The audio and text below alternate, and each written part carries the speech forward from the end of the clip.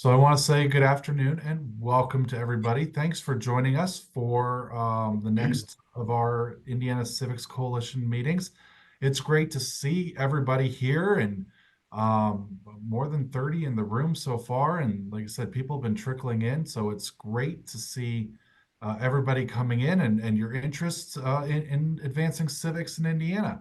Um, what I would say is the way we're looking at this, and we want to be able to get through a lot today, is what we're thinking on our agenda. So, without a ton of time of everybody just saying hello and introducing themselves verbally, if you wouldn't mind dropping at least your name in the chat box, where you're from, that way we can just kind of keep that rolling name of who's there. We can kind of put names and faces together and organizations. Feel free to drop your email in there as well if you'd like that.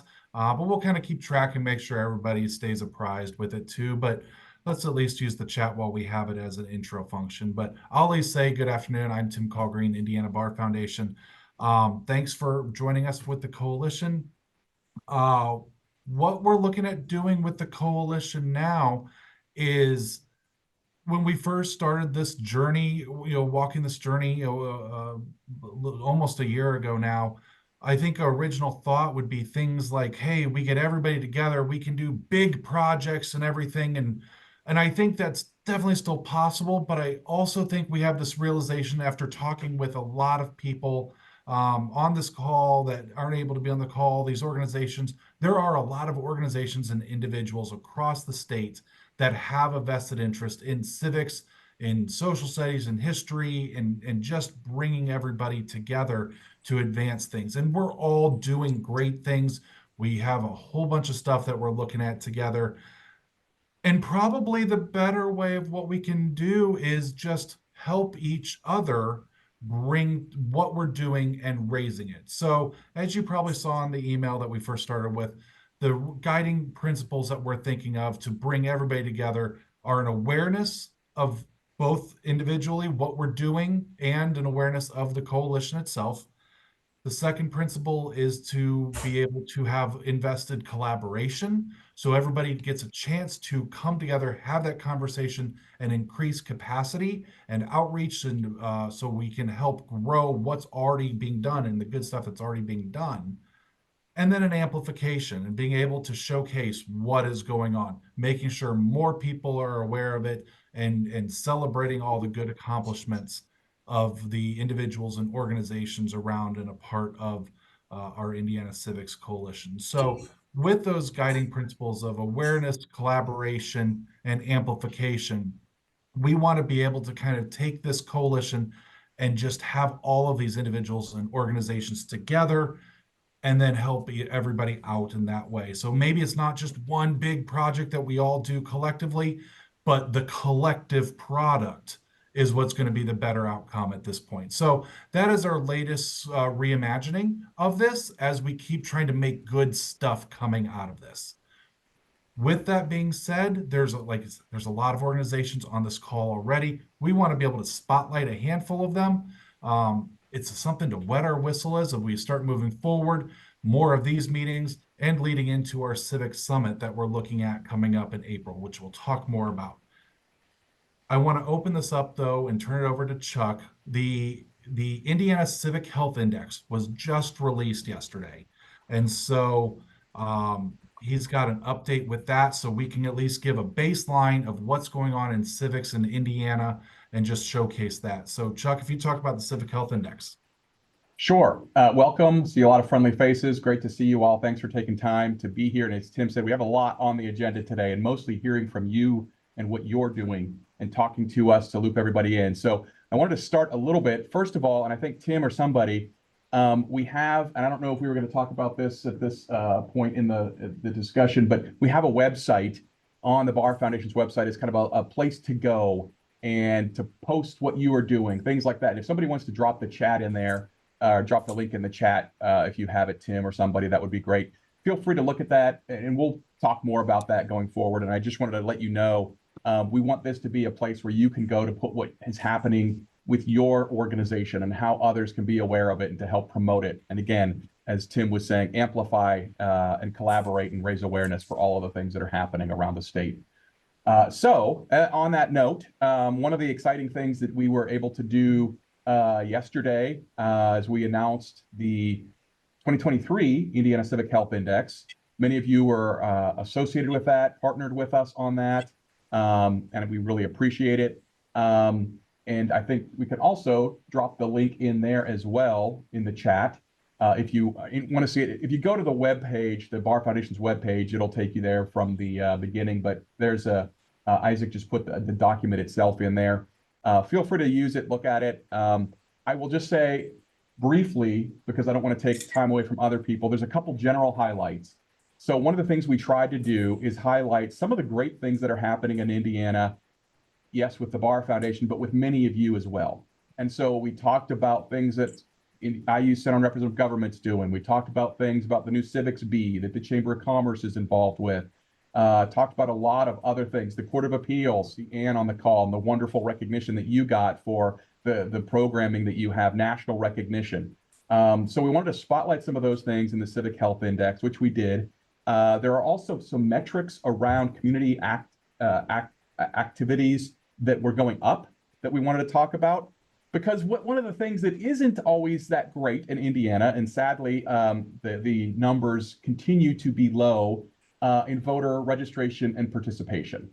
To the extent that Indiana is now 50th, not last because of Washington, D.C. being the 51st jurisdiction, although in this particular case, West Virginia was the 51st jurisdiction that was below us. But we are now 50th in voter participation. Not where we wanted to be, but we've been consistently below in the bottom of states. And that's what the data has said that is in the new Civic Health Index. And registration isn't that much better, although it is better. I think we were 40th. So from a takeaway, this is the theme of what the Indiana Bar Foundation, and if you're interested in talking more about joining into this effort, our focus, along with some of the coalition members that are interested in this, I'm sure we're going to talk to some League of Women Voters folks and others, is focusing on registration between now and the presidential election coming up, as well as a specific focus on youth registration, 18 to 21-year-olds. And I know many of you that are associated with college campuses, there's obviously a continual effort around that as well. And so we want to amplify that work. We want to take the Civic Health Index as a platform to talk to the communities around the state. We see it as a real grassroots opportunity to talk to community foundations, to talk to other local community folks, to try to get into high schools and other things that the League of Women Voters and other people are already doing, and to try to amplify that message and focus on registration, which is something we can actually do something about. We know that there are brand new voter eligible people in Indiana that are turning 18 or that will be 18 by election day that we can try to register.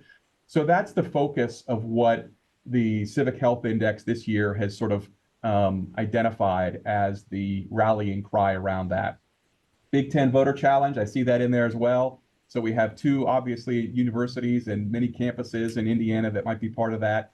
So those are the things that we're trying to essentially amplify. We had a quote by Mitch Daniels in the press release. We had a quote by former Chief Justice Randall Shepard. We have former Attorney General Greg Zeller also at the press conference yesterday. So we have some fairly big names out there that are supporting this effort. And over the course of, I would say, up until October, when the registration deadline is taking effect for the general election, that's going to be our focus, to convene events around the state, and really to reach out to local grassroots entities, to schools, to other people that can help really get this message and hopefully move the needle on registration, especially with the 18 to 21-year-olds, which Indiana has even more had a challenge reaching. And the good news is, from a technology and everything else, the standpoint, and we have a QR code in the materials and in the report. If you go to the Secretary of State's website and you have your driver's license, it's pretty much an automatic registration. So we want to try to get as many people as possible registered to vote, with the idea that hopefully many of them will follow through and actually vote in the primary and then the general election as well.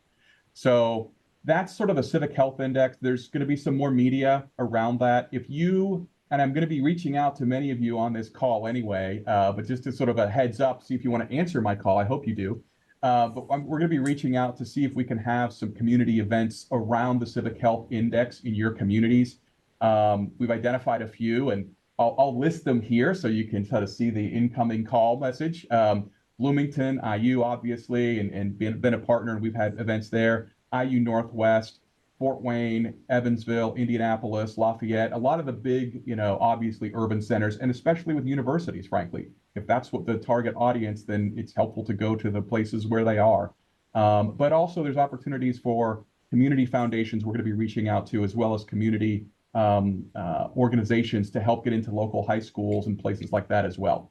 So I don't want to take any more time on that. Please feel free to click the link, use the document, share it around however you want to. Again, we'll have opportunities to follow up with that. But that's our kind of takeaway theme, is voter registration with specific focus on youth voter registration as we move towards the presidential election later this fall. Tim, I think over to you. And we're going to have opportunities, by the way, to have some breakouts. So if you have questions, join us in the Barr Foundation breakout later, and I'm happy to talk in more detail. Awesome, thanks. Yeah, and that's a great segue in there, Chuck. We're going to, in the effort of the awareness, we're going to have a handful of organizations that are civic-based, civic-minded, to just spotlight a bit today. And so we can get an idea of the breadth of all the organizations around Indiana that are doing things to promote civics. So we've got about a half dozen that we're going to promote, or at least spotlight, I should say, today. And so we can then, after the spotlight, we'll do some breakouts. So you have a chance to have a conversation with these organizations as well. Starting point, wet your whistle. We're going to get more going, but at least a few to showcase today what is going on in Indiana. Let's start with the Court of Appeals of Indiana. Anne, if you would talk about that organization. Sure. And I do have a little slideshow I could share with the group if that's up for grabs. Screen sharing is open for you. Alrighty, here we go. Can everybody see that coming up all right? I got it on my screen. You're good. Okay. All right. Well, hi, everyone. My name's Ann Fuchs. I am the Communications Director for the Court of Appeals of Indiana. And I've actually had the pleasure of working with some of you before on different projects. So bear with me and maybe look and see if any of your students or your faces are in any of these slides. But we run a traveling oral argument program where we go all around the state of Indiana and we bring real hearings of the Court of Appeals to universities, to schools, to community centers. And we've been doing this for over 20 years. So we've done about 650 events and we've won some awards for it as well. It's an opportunity for students to really get a hands-on experience of what their judiciary is doing for them. And to sort of break down, what is Appeals on Wheels? Is it a traveling oral argument? Yes, it is. We actually bring a real traveling oral argument to these sites with real judges, real attorneys, and about a real case about a real person's life. Sometimes it's referred to affectionately as a roadshow. I'm going to push back on that and say, not really. It is a very, very real case. And it's important to us, not only that courtroom procedures are followed and decorum, but that everyone realizes the gravity of what it is that they are seeing that day. And is Appeals Meals on Wheels? No, it is not. But given the fact that we do have lunch with the kids afterwards, it sort of kind of is as well. So that is one way that we like to connect the people behind the robes with your faculty, your students, your constituents, so that you can meet us and see who we really are. The event format is usually 20 minutes, 20 minutes, 20 minutes. What does that mean? 20 minutes per side of oral argument, 20 minutes of question and answer following.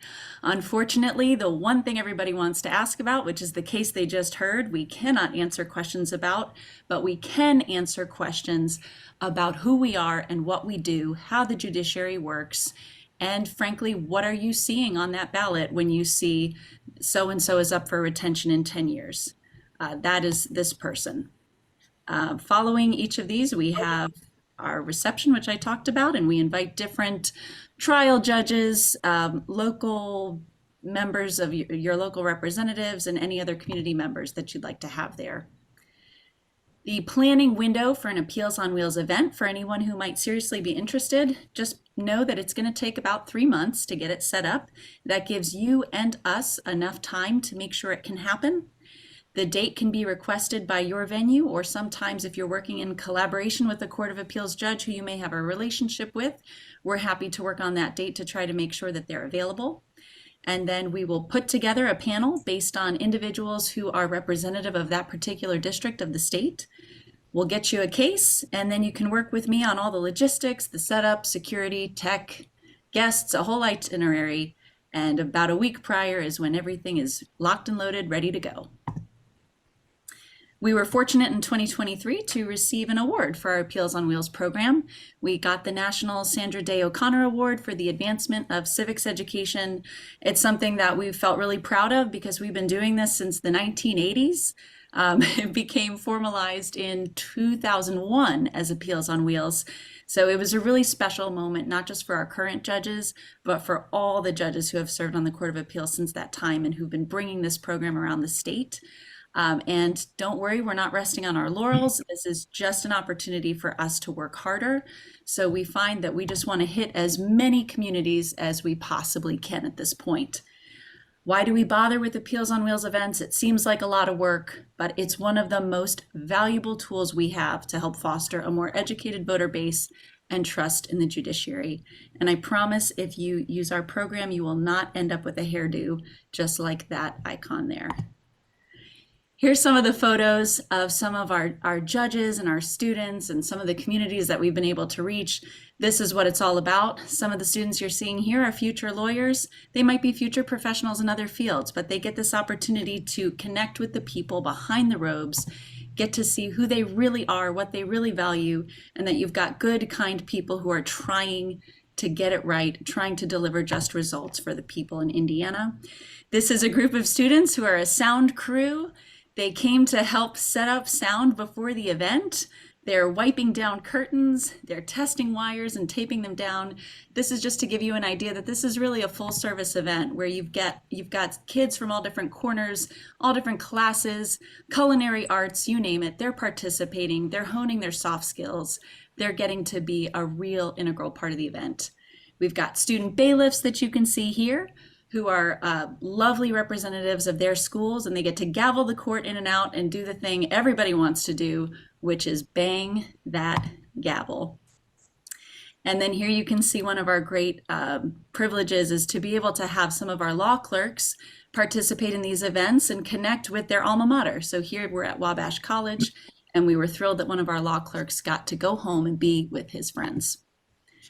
So if you are interested in working with me and working with the Court of Appeals on a future event, please do let me know. We are trying to reach new communities, so if I haven't worked with you, I want to work with you. If we are not reaching the underserved communities in your region, please let me know. That is very important to us, and it's a major initiative for us this year.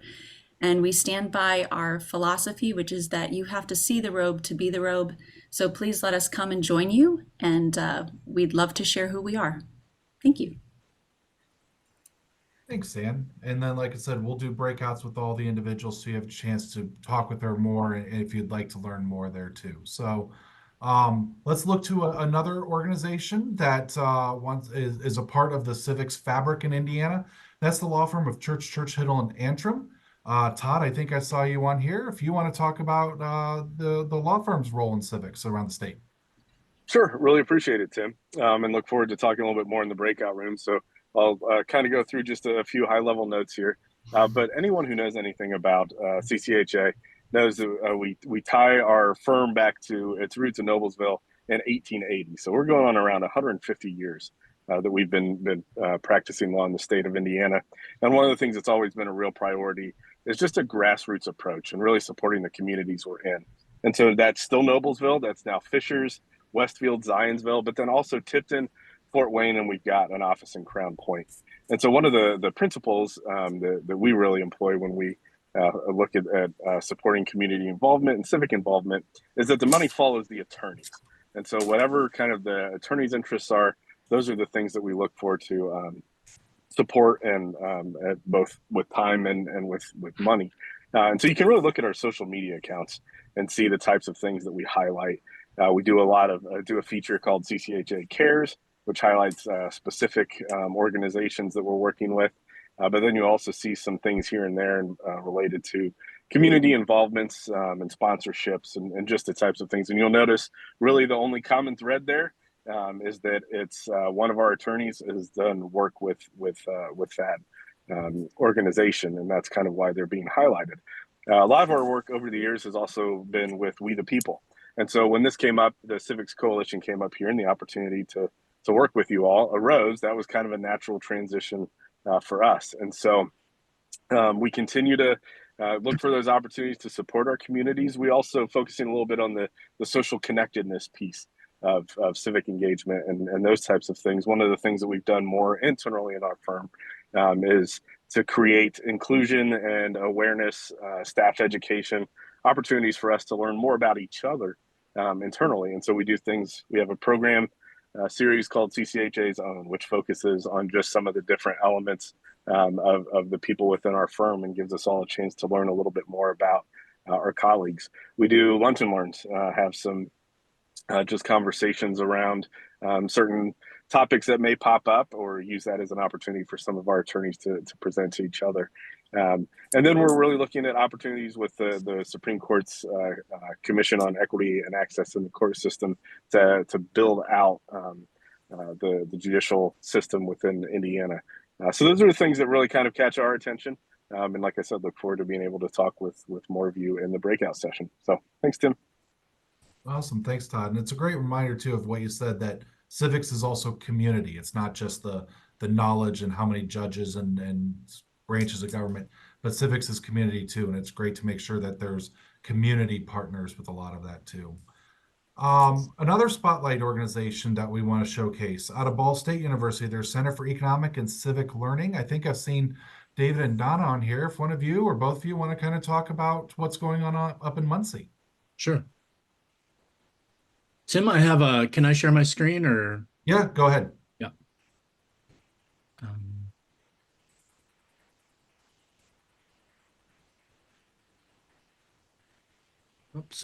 okay.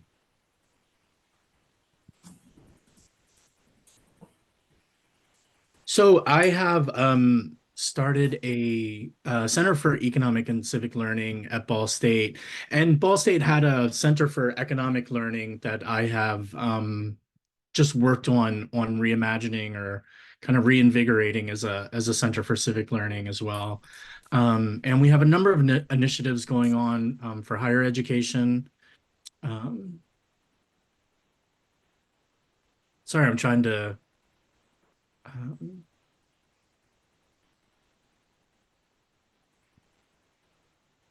Okay. Can everybody see it okay, or yeah? PowerPoint. Yeah. But one of our major initiatives is the CREATE project. And this is a partnership between Ball State and Muncie Community Schools. And so it was funded in 2022. Our plan is to make it a 5-year. We have a commitment of 3 years, but we're hoping to make it a 5-year program. It's funded for 1.6 million, so it's a fairly good sized project. And I'll share some of the key components for it. It's a connection with the U.S. Department of Education. It's funded through the kind of the congressional funding that comes through the Every Student Succeeds Act for the National Academies for History and Civics. And for anybody on the call who's not familiar with Muncie, CREATE, the reason we focused on Muncie Community Schools is that it's a high need district. All of the schools are Title I, meaning they have a high average of families that meet the free and reduced lunch kind of threshold. And then it's a diverse district as well. We have, I think, 40% minority students, with the majority of those being African American. And so I think that most people know that the Center for CIRCLE, the Center for Information and Research on Civic Learning, has found that When we look at those NAEP scores and we see the low civic scores, in particular, students in high need districts, Title I districts, tend to be the ones without access to high quality civic education. And so what we're trying to do is really create a model for K-12 civic education. Um, and we keep kind of repeating the mantra over and over again that civics is not just social studies. We're trying to get all of our teachers. I had a meeting with a teacher earlier, or a principal, just mentioning, we're trying to work on incorporating civics into art. We're doing a project to create buttons for the upcoming elections and voting. So we're doing some for Black History Month. We're doing some music concerts around African American history. So we're just trying to incorporate civics into all domains of the school day. And so far, one of the things that I'm really excited about with this project is that we're going to be able to track data over time. So we're going to be able to see with the new middle school mandate how the kids who go through that first civics course in sixth grade this year, how they are standing as they enter high school and go through high school. So we're really excited to have this data and to be able to, look at what some of these programs are doing. And I think what we found in Muncie is just similar to the national NAEP data. And so with less than half really showing proficiency on civic related questions. We, in addition to kind of the similar data to the NAEP, we also have been trying to kind of gather some dispositional evidence and see. And when we asked students to define citizenship, some had wonderful answers and very in-depth, interesting, and then some of my favorite I pulled out are, I don't know, I'm a sixth grader. I have absolutely no idea. Miss Price did not teach me this. And then somebody took the time to actually draw the extended hand. So yeah, and we are also collecting data on teachers. And what we find is that teachers in Muncie really want more information on local history, Indiana history, and teaching civics. And particularly, they're really interested in civic engagement activities, ways to engage students in active civic participation. And so I should mention with our project too, that we are aligned with We the People, and we're trying to do even better, but we've provided the We the People curriculum for our schools. We've provided textbook sets now for our middle and high school, and we're working on looking into some options for the elementary school. And we are really hopeful, that was part of our meeting earlier this afternoon with the principal, was to get a teacher to really champion the We the People competitions and to engage Muncie in those. So we also hold a summer civic learning academy, which a number of people on this call, I would be really interested in having you. Our earlier presentation on Appeals on Wheels, we finally got a Muncie event this year. And so one of our Muncie Central High School teachers promoted that. But with this project, we have funding to help incentivize teachers to take some time outside of school and over the summer and to work on these things that, maybe they wouldn't be able to do otherwise. So we would, to the people on the call, if you're interested in coming to talk to Muncie teachers about the work you do and engaging them, we would love to have you over the summer. And this summer in particular, we're going to try to focus on elementary school, but we'll also be engaging middle and high school teachers. And what we showed, our research showed that our last summer Civic Learning Academy had very positive results. The teachers felt very inspired to share their ideas with colleagues, to increase the number of engagement activities that they're doing. So I don't want to take up too much of your time, but I want to show some photos here, and some of these are trips we've taken to the State House. We did an Earth Day civics event. We got the president of Ball State to come out and help plant trees in a suit. We were thinking the students wouldn't be that into it. And I mean, we were a little nervous at first, and the students took off with it. They loved it. And it was almost hard to get them to stop planting trees. And the campus looks a lot better now.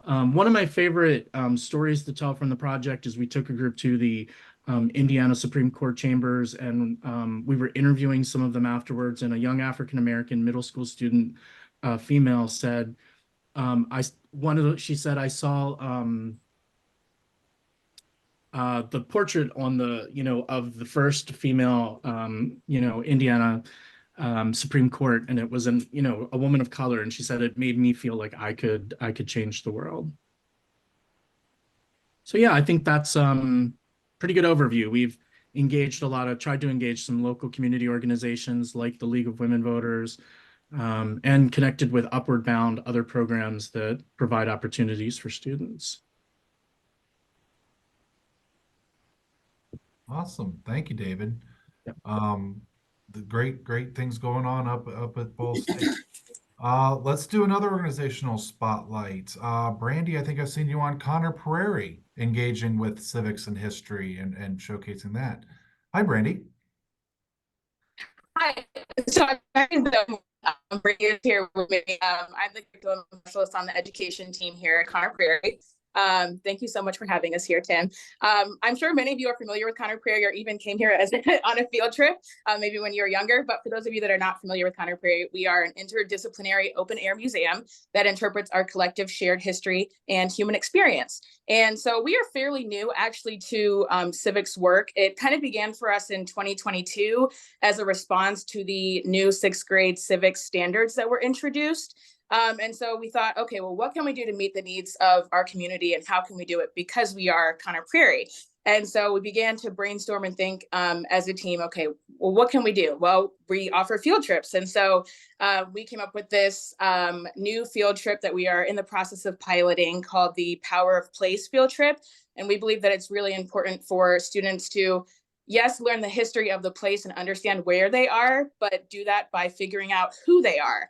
And so a lot of the work that they do on this field trip begins with them. It begins with identity work, but then also kind of branching out and understanding and learning different and diverse perspectives. And so as part of that field trip, we also utilize the National Public Housing Museum's 36 questions for civic love. And then also we utilize educating by American democracies overarching thematic questions as well, focused on community engagement, outreach, we the people, as a way to, again, be thinking about themselves, but then be thinking about the people surrounding them, and also the place as a way to get connected and be inspired about how they can create change in their communities. So that is one of our responses to that, as well as creating some other videos and building other resources for students and teachers to engage in civics in a unique and kind of different way. Yes, Brandy, is there anything that you want to add? Hi. Sorry, we're on our phone, and it's been one of those days and we were double booked. But we're just really excited to dive in, and Zoe has done such an incredible job building partnerships with some local groups. We were really happy to hear about Appeals on Wheels. That is right up our alley in the way that we serve.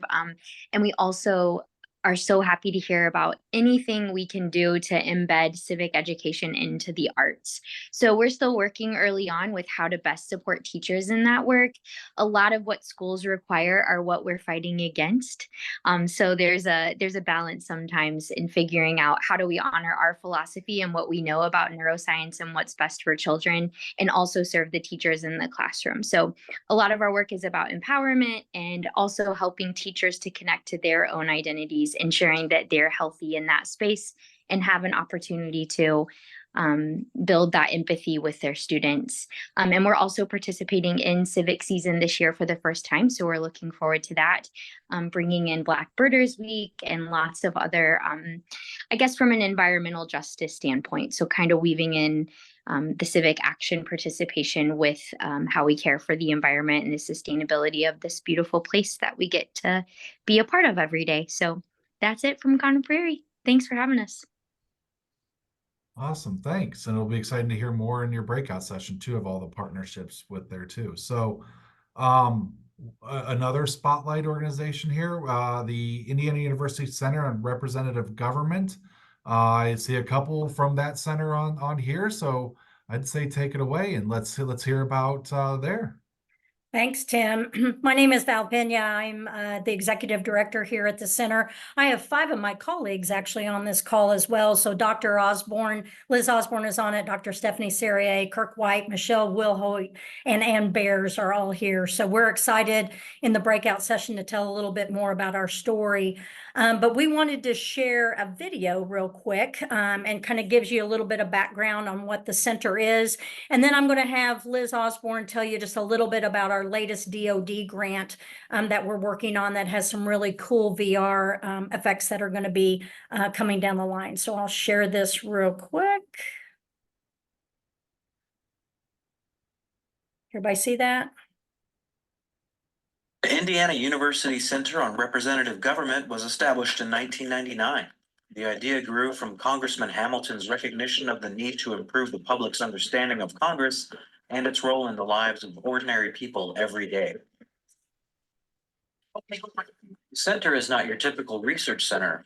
We use research to work directly with the public, especially 6th through 12th grade teachers, to develop e-learning tools such as Engaging Congress, a game designed to teach the basic tenets of government, such as budgeting and redistricting.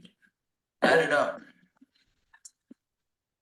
Citizen, a game that explores 200 years of Indiana history and government. Freedom Summer 1964, a tool that investigates the impact that the civil rights movement had on legislation.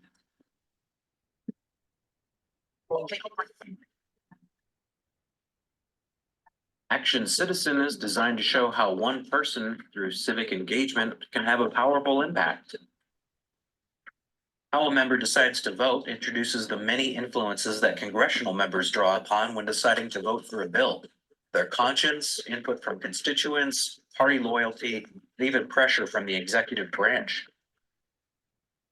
Citizens Unite, Howells Francis and Paul provide a helpful guide on how to be an engaged citizen.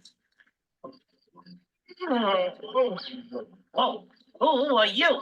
James Madison. And Lunch Break with Dr. Broccoli, psychologist extraordinaire, provides a therapeutic session on the many challenges of diversity and the importance of understanding compromise. We also release Lee's bi-weekly column, Comments on Congress, to a demand of more than 3,500 news outlets.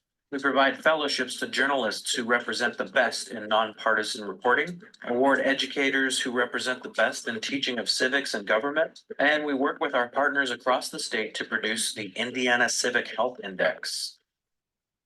All of these tools are free and available through a variety of resources. Visit us at our website for more information. Add it up. So that tells you just a little bit about who we are and what we do. And I think I'll let Liz tell you just a little bit about our newest DoD grant that we've received. Our endeavor maybe is a way we should categorize it.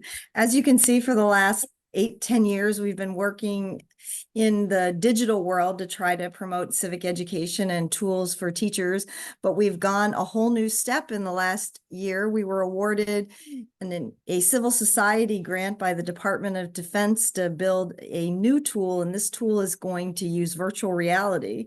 So I'll tell you our goal. We have 3 goals with the project as a whole. The first goal is to build content knowledge about how our representative government works. So you need to know how it works before you can make a difference.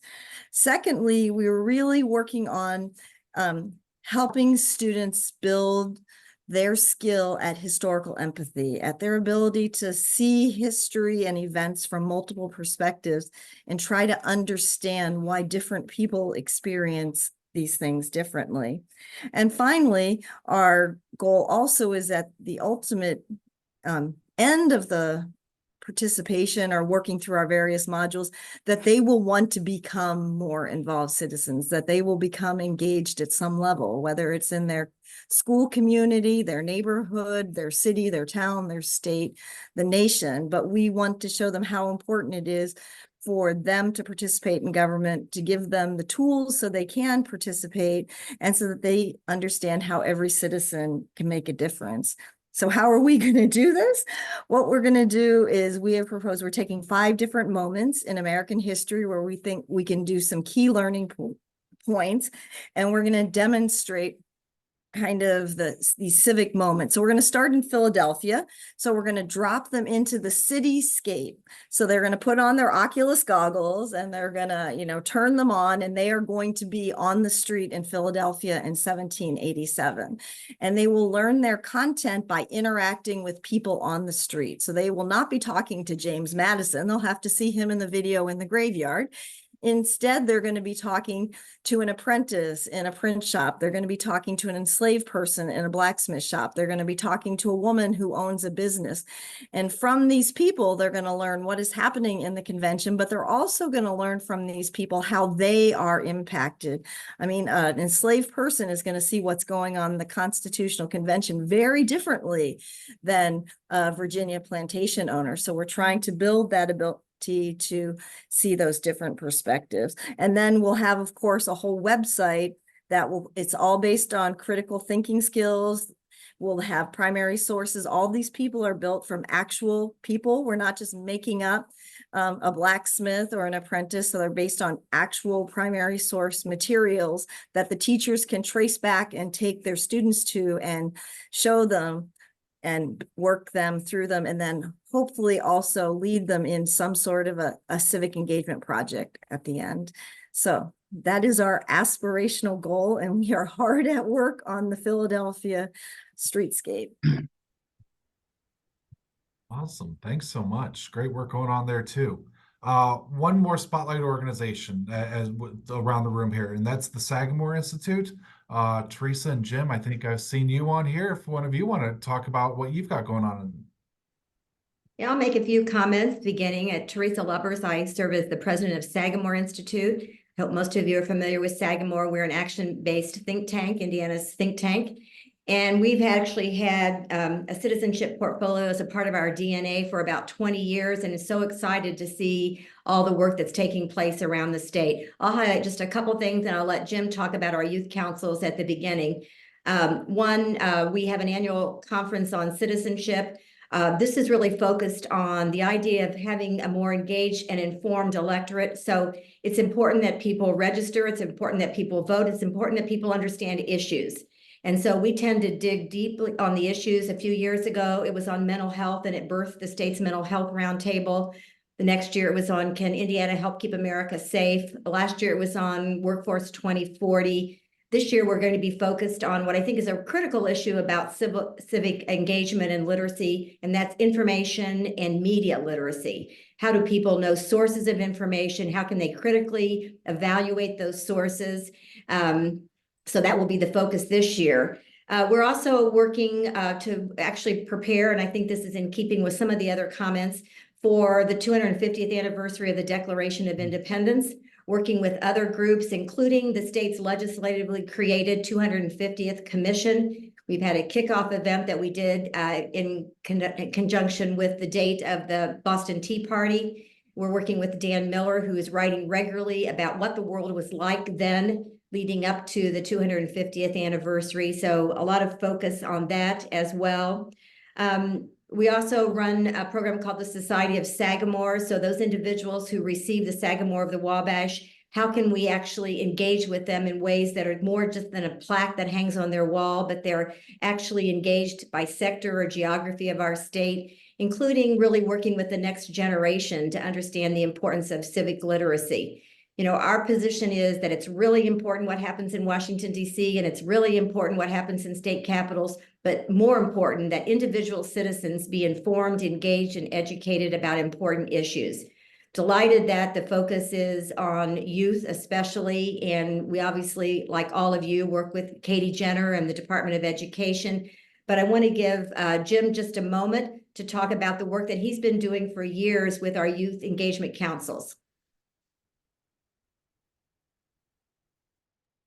You're muted, Jim.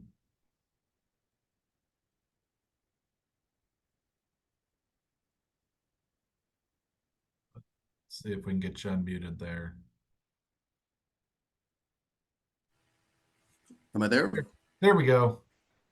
That's right. I've been married 58 years. My wife mutes me an awful lot of times. Thank you, Teresa. I have been working for over 50 years in community economic development, started in Ohio, Indiana, and Illinois in community economic development. in chambers of commerce, economic development roles, and for the last 25 have been doing community consulting.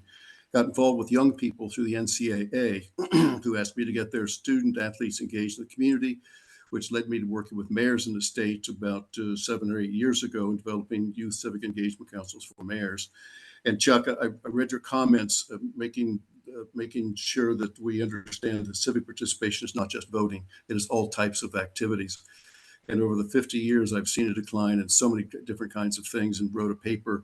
If anybody would be interested in that, it's called The American Eagle, what it was like and what we can become in the future. But I'm very pleased that you folks at the IBA Foundation have gotten us all together, because I'm looking for resources. We're looking at reimagining and come up with a new model of what youth civic engagement councils look like.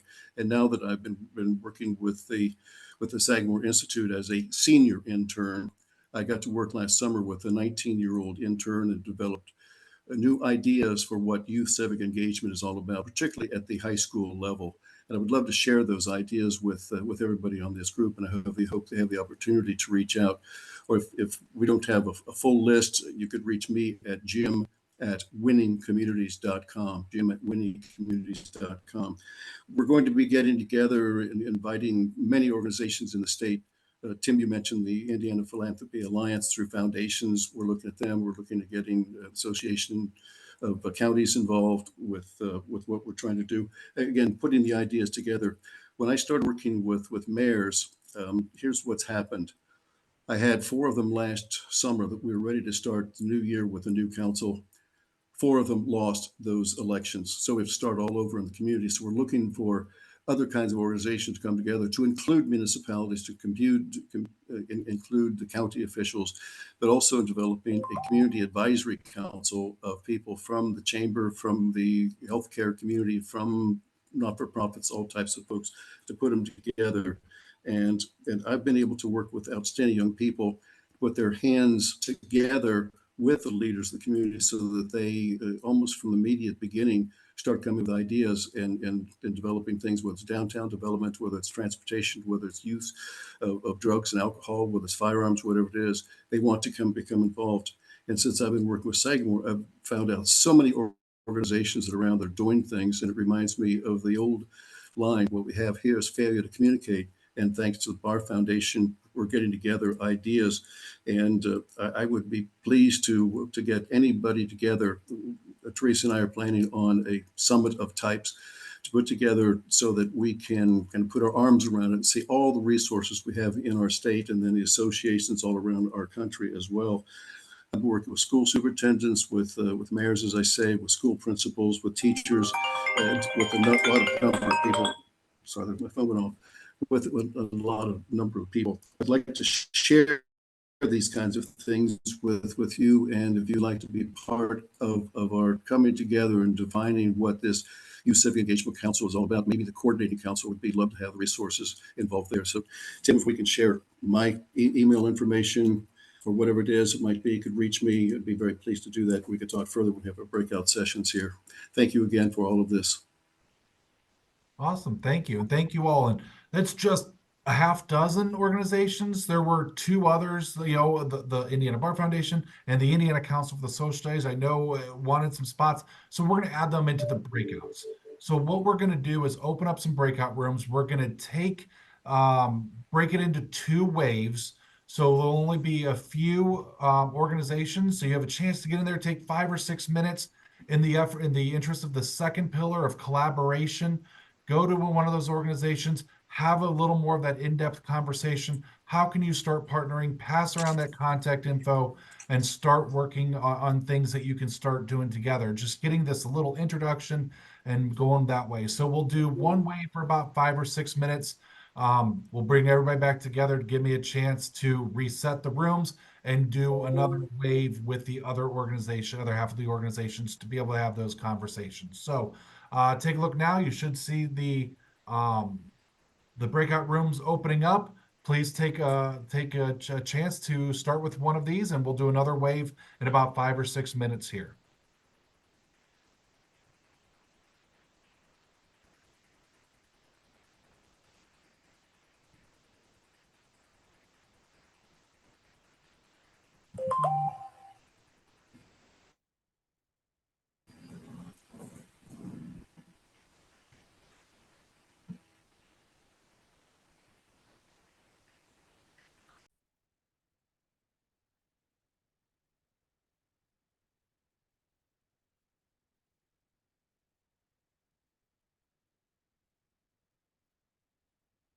With people coming back from the breakout room, the same thing, never enough time to have those conversations.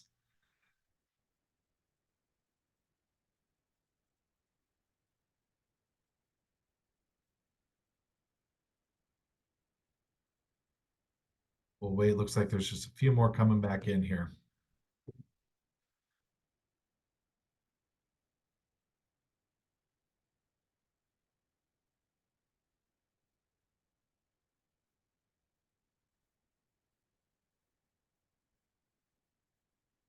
All right. Looks like everybody has made their way back to the full room here. I know, never enough time to actually have those conversations.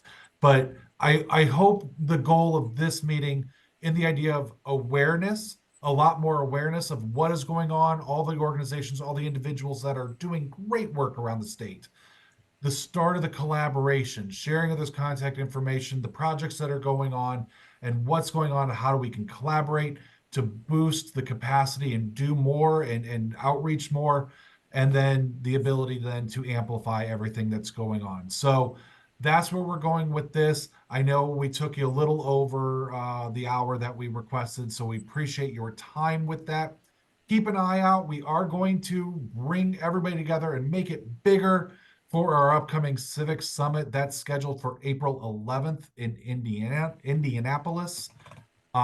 So save that date, set that aside. We'll be excited. More information coming out in the near future. We will make sure everybody gets a chance to talk, collaborate, and keep working on the good stuff that we're all doing. So thank you so much for your time today, and we're looking forward to keep it all going.